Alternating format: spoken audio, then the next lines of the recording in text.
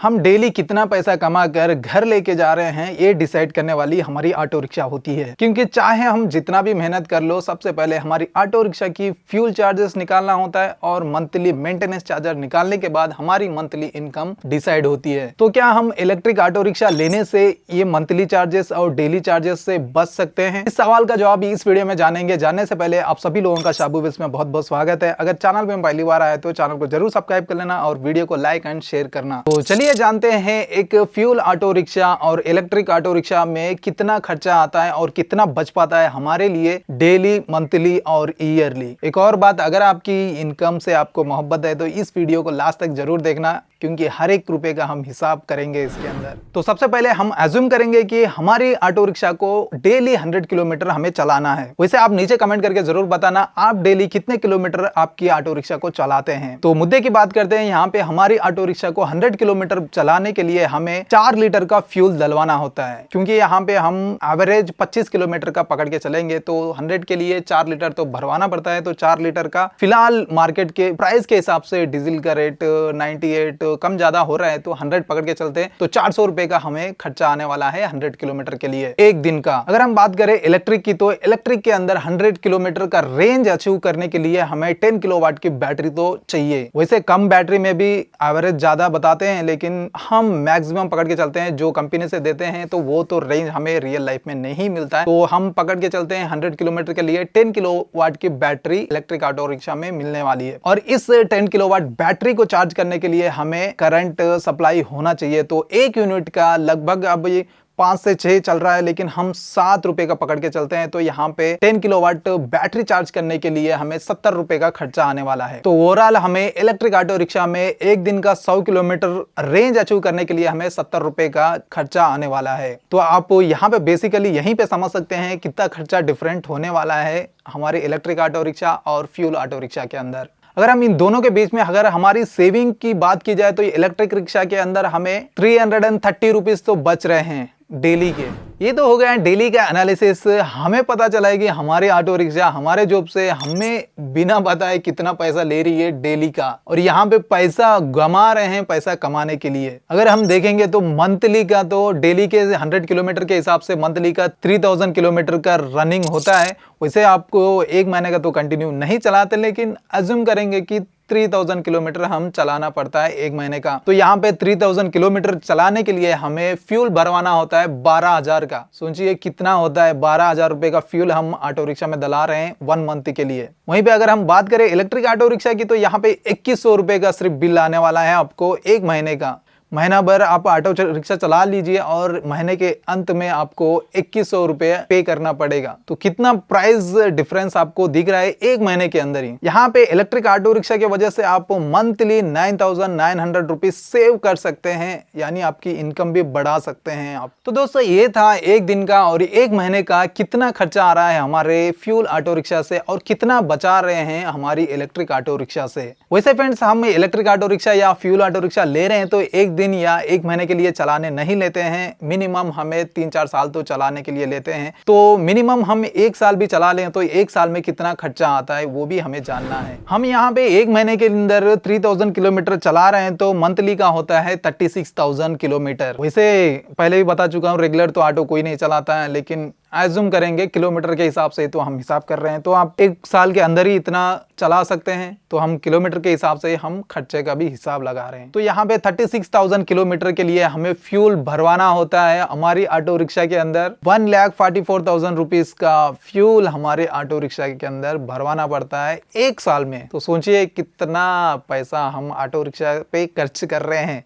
बिना हमें पता चले। वैसे हमें इलेक्ट्रिक ऑटो रिक्शा की बात की जाए तो एक साल के अंदर हमें 36,000 किलोमीटर के लिए 25,200 का बिल भुगतान करना है। वैसे हम फ्यूल ऑटो रिक्शा से कंपैरिजन करके हम इलेक्ट्रिक ऑटो रिक्शा से बचत की अगर बात की जाए एक साल के अंदर तो 1,18,800 की बचत हमें हो रही है। ऐसे समझ सकते हैं कि इलेक्ट्रिक ऑटो रिक्शा की आधी प्राइस तो हम 1 साल के अंदर ही रिकवर कर लिए हैं। वैसे हम इलेक्ट्रिक ऑटो रिक्शा लेते हैं तो हर कंपनी हमें 3 साल की वारंटी प्रोवाइड करती है, बैटरी पे या मोटर पे। कुछ कंपनी ज्यादा वारंटी प्रोवाइड करती है, वो तो हमें बेनिफिट लगता है, लेकिन ज्यादातर कंपनी 3 साल की वारंटी प्रोवाइड करती है। तो हमें अगर 3 साल की कैलकुलेशन करेंगे तो हमें पता चलेगा क्या हमें फायदा हो रहा है या नुकसान हो रहा है, क्योंकि 3 साल के अंदर अंदर तक तो हमें कोई भी repair cost electric auto rickshaw के अंदर फ्री होने वाला है। अगर हम इंजन की या फ्यूल की बात की जाए तो यहाँ पे भी 3 साल की वारंटी मिलती है आपको इंजन के ऊपर। तो 3 साल के अंदर हम कितना खर्चा कर रहे हैं इसके बारे में भी जान लेते हैं। यहाँ पे 3 साल के हिसाब से हमें हमारी ऑटो रिक्शा को 1,08,000 किलोमीटर तो चलाना ही होगा। वैसे बहुत दिख रहा है ना, लेकिन एज्यूम करते हैं हमारा हिसाब कैलकुलेशन बराबर हो जाए, इसलिए एज्यूम करना पड़ता है सब कुछ। तो इतना किलोमीटर चलाने के लिए फ्यूल ऑटो रिक्शा में हमें 4,32,000 का फ्यूल भरवाना है हमें 3 साल के अंदर।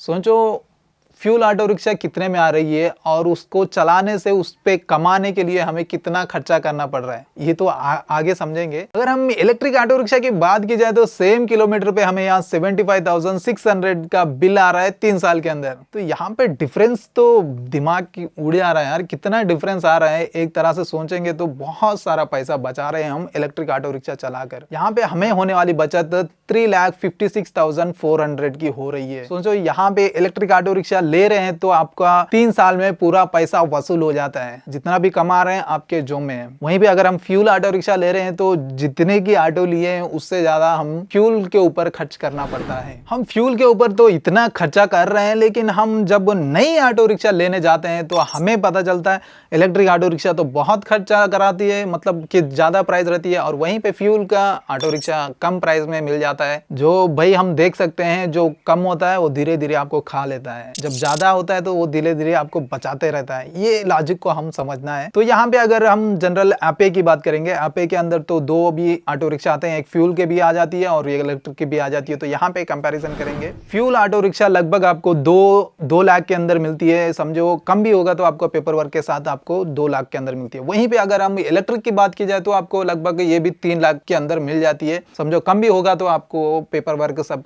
मिला के आपको राउंड ओवरऑल 3 लाख पकड़ के चलते हैं। तो दोनों के बीच में हमें 1 लाख का फर्क दिख रहा है, लेकिन यहाँ पे 1 लाख रुपया 1 साल के अंदर हम रिकवर कर ले रहे हैं, और इसके अलावा भी एक ही बार में हम सब कुछ पे कर देते हैं, तो हमें कोई खर्चा नहीं रहता है इलेक्ट्रिक ऑटो रिक्शा के ऊपर। वहीं पे अगर बात करें हम फ्यूल ऑटो रिक्शा की तो हमें रोड टैक्स देना पड़ता है और पोल्यूशन और परमिट वगैरह बहुत सारे हैं, लेकिन इलेक्ट्रिक में बहुत सारे बेनिफिट भी हैं। मेनली हम यहाँ पे रनिंग कास्ट की एनालिसिस कर रहे हैं तो वो बाद में छोड़ देते हैं, उसके ऊपर भी हमें एक वीडियो बनाया हूँ, तो वो वाला वीडियो देख लीजिए, यहाँ पे लिंक में दे दूंगा, ये लिंक में देख लीजिए। आपको इलेक्ट्रिक ऑटो रिक्शा खरीदने से होने वाले 5 फायदों के बारे में उसके अंदर समझाया है। ये तो हो गया हमारी ऑटो रिक्शा के फ्यूल के ऊपर होने वाले खर्चे के बारे में, लेकिन यहाँ पे एक और कैटेगरी छूट जाती है हमारे से, वो है हमारा मंथली मेंटेनेंस। हमारी ऑटो रिक्शा को फ्यूल ऑटो रिक्शा या कोई भी ऑटो रिक्शा ले लो, आप मंथली अगर 3000 किलोमीटर चला रहे हैं तो आपको जरूरी है कि उसको सर्विस लेके जाए महीने के अंत में। तो यहाँ पे कम से कम हमें 1000 रुपए का खर्चा आता है। वैसे हम एक बार सर्विस सेंटर लेके जाते हैं तो वहाँ पे ऑयल चेंज होता है,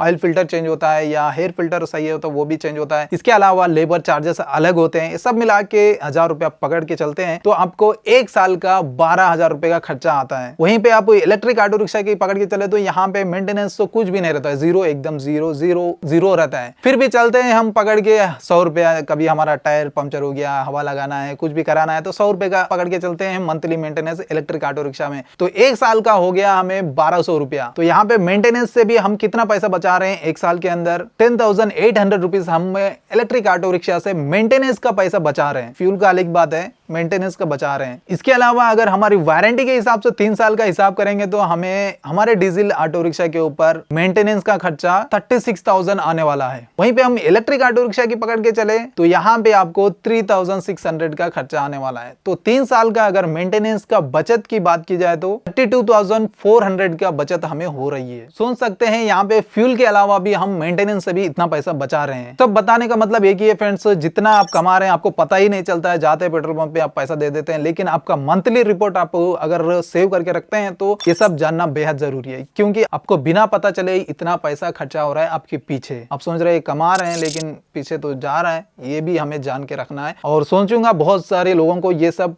कैलकुलेशन नहीं करते हैं और ये सब पसंद भी नहीं होता है, लेकिन इस वीडियो के जरिए आपको यही इंफॉर्मेशन देना चाह रहा हूं, जितना आप कमा रहे हैं उसके अंदर आप स्मार्ट वर्क करके भी आपकी जो इनकम है, आप ज्यादा तो नहीं कमा सकते हैं लेकिन जितना कमा रहे हैं उसके अंदर बचत कर सकते हैं।